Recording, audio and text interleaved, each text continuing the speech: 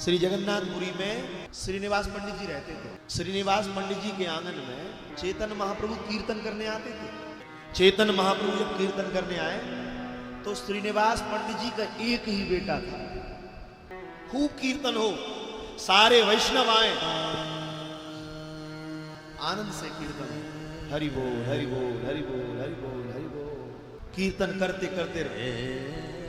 यही काल था, रथ यात्रा कुछ दिन बाद होने वाली थी। एक बेटा श्री श्रीनिवास पंडित जी, और उस इकलौते बेटा को सर्पदंश हो गया और उसके प्राण निकल गए। पत्नी मूर्छित हो जाए, इतना रोए, श्रीनिवास पंडित जी रोए, किसी को खबर नहीं, बेटा मारा गया। पत्नी जोर जोर से रोए तो श्रीनिवास पंडित जी ने उसका मुंह दबा दिया। क्यों रो रही है नाथ, क्यों ना रो? मेरा इकलौता पुत्र यह मृत्यु को प्राप्त हो गया है और आप कह रहे हैं मैं रोऊं ना? चेतन श्रीनिवास पंडित जी कहते नहीं देवी, रोना नहीं। क्यों? आज अगर तू रोएगी तो सारे नगर में हल्ला हो जाएगा, मेरा बेटा चला गया। सारे नगर में हल्ला होगा, मेरा बेटा चला गया। और सच कहूं, और जब चेतन महाप्रभु को पता चल जाएगा कि मेरा बेटा चला गया तो देवी आज वो मेरे आंगन में कीर्तन करने नहीं आएंगे। बस आज कीर्तन हो जाने दे, फिर भले तू जी भर के रोना। उस बालक का हाथ पकड़ के खींचकर मरे हुए बालक को ले गए, कक्ष में बंद कर दिया। सायकाल हुई, श्री चेतन महाप्रभु जी कीर्तन करते करते श्रीनिवास पंडित जी के मंडपम में आए। दोनों दंपति बैठे, सारे वैष्णव बैठे, कीर्तन चल रहा, हरि बोल हरि बोल हरि बोल हरि बोल हरि बोल हरि बोल। और एक क्षण हरि बोलते बोलते चेतन महाप्रभु ने श्रीनिवास पंडित से पूछा, श्रीनिवास आज तेरा पुत्र नहीं दिख रहा? कहां गया तेरा पुत्र? कीर्तन में आकर बैठता था, कहां है तेरा बेटा? श्रीनिवास पंडित ने कभी झूठ नहीं बोला प्राणनाथ। रो रहे आज, और रोकर अपने जीवन में पहली बार असत्य समभाषण कर रहे। कहा महाप्रभु मेरा बेटा यहीं यदा कदा कहीं खेल रहा होगा। इतना कहा, इतने में जिस कक्ष में मरे हुए श्रीनिवास पंडित जी के पुत्र पड़े हुए थे, वहीं करताल रखे थे। एक वैष्णव करताल उठाने गया और द्वार खोलकर जैसे करताल उठा रहा तो क्या देखता, श्रीनिवास पंडित का बेटा मरा हुआ पड़ा है। और वो कह रहे हैं यहां भ्रमण कर रहा होगा। वो वैष्णव दौड़ा आया, कहा महाप्रभु क्या बात है? बोले चेतन महाप्रभु श्रीनिवास पंडित का बेटा यहां भ्रमण नहीं कर रहा, क्रीड़ा नहीं कर रहा, वो तो कक्ष में मरा पड़ा। और जो सुना चेतन महाप्रभु ने, दोनों दंपति भयंकर रुदन करने लगे। आज चेतन महाप्रभु कौन है? राम जी रामानंदाचार्य बनकर आए। क्यों आए? श्री भरत जी की रहनी को रहने के लिए। क्यों आए? भरत जी की रहनी को रहने के लिए।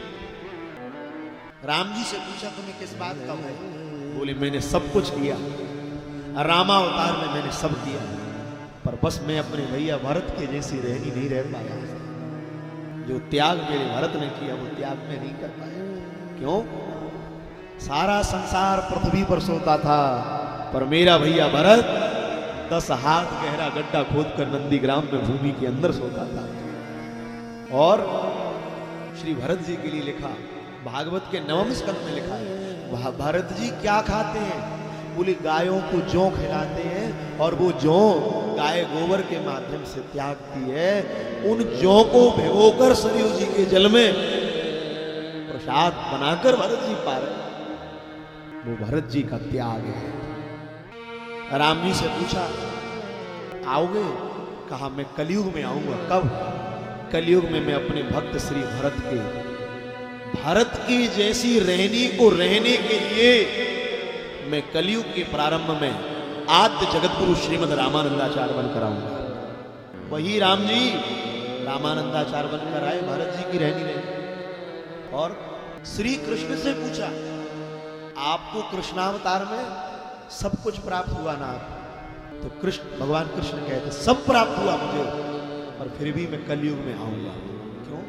बोले जैसी रहनी मेरी आह्लादनी शक्ति राधा रानी ने रही है, वैसी रहनी मैं नहीं रह पाई।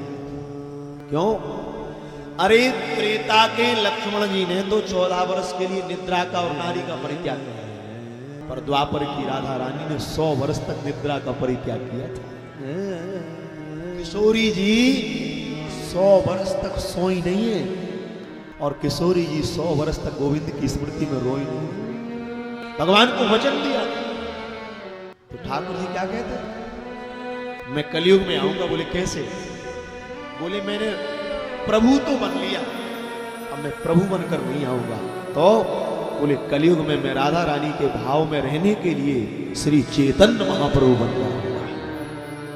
वही भगवान कृष्ण इस कलयुग में श्री चैतन्य महाप्रभु के रूप में आए। तो जब श्रीनिवास पंडित का वो पुत्र मारा, प्राण निकल गए, मृत्यु को प्राप्त हो गया, आज चैतन्य महाप्रभु ही रो रहे हैं। और श्री चैतन्य महाप्रभु ने तुरंत वैष्णव से कहा, जाओ मरे हुए इस बालक को कक्ष से बाहर लेकर आओ। और मरे हुए बालक को जैसे कक्ष से बाहर लेकर आए और श्रीनिवास पंडित के कीर्तन के आंगन में जाकर उसको पटक दिया।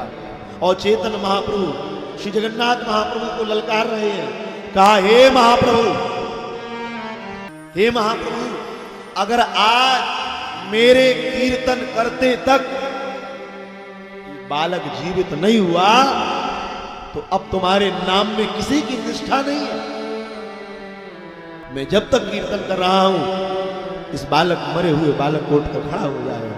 और जैसे कीर्तन चालू हुआ, हरि बोल हरि बोल हरि बोल हरि बोल हरि बोल हरि बोल हरि बोल नाम का कीर्तन प्रारंभ हुआ। कैसी हरि बोल प्रारंभ हुआ? हरि बोल हरि बोल हरि बोल हरि बोल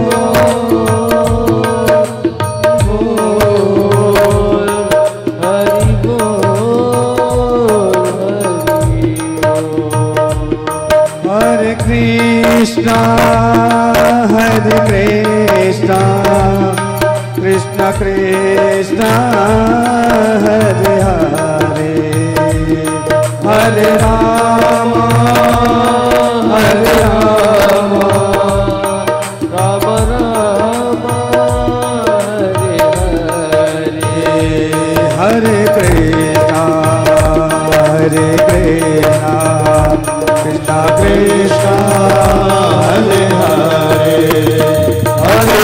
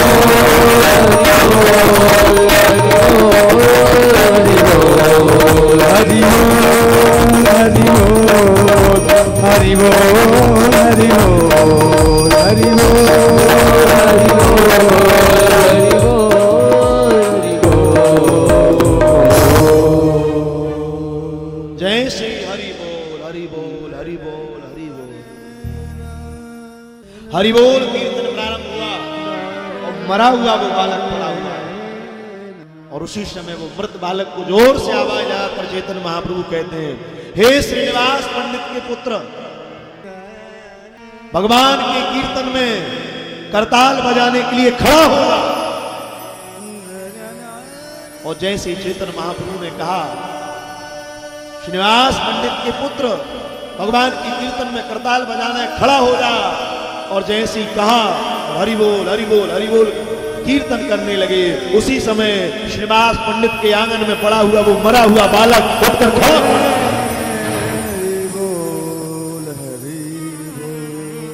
एकदम उठकर खड़ा हो गया और जैसे उठकर खड़ा हुआ, हरि बोल हरि बोल हरि बोल कीर्तन करने लगा। इसलिए भगवान कहते हैं, चैतन्य महाप्रभु जी कह रहे हैं, चैतन्य चरितामृतम में स्वामी श्री चैतन्य महाप्रभु जी कह रहे हैं, हरेर नाम हरेर नाम हरेर नाम केवल।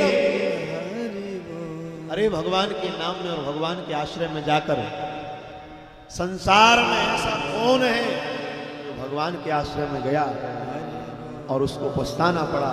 उनके आश्रय जाने वाला कभी पछतावा नहीं था उसको।